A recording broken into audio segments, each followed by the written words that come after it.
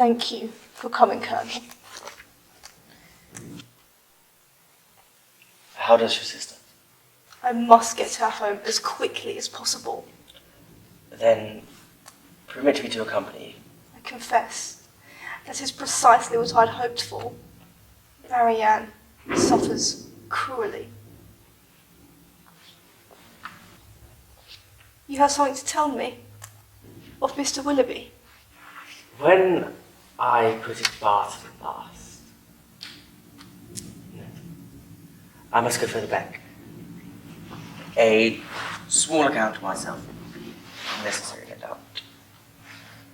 No doubt Mrs. Jennings has apprised you of certain events of my past. A sad outcome to my connection to a young woman named Eliza.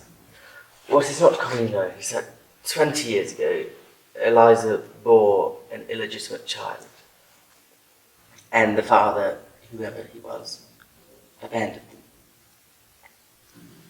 As she lay dying, she begged me to look after the child.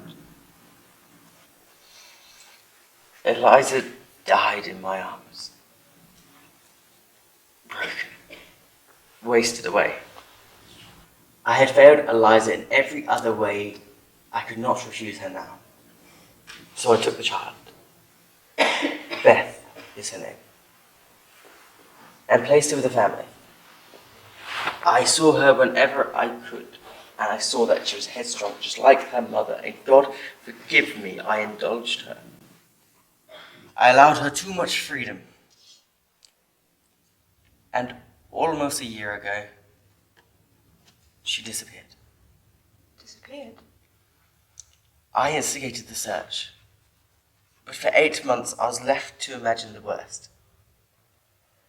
At last, on the day of the Delaford picnic, I received the first news of her. She was with child, and the blackguard who had... Oh, good God. Do you mean Willoughby?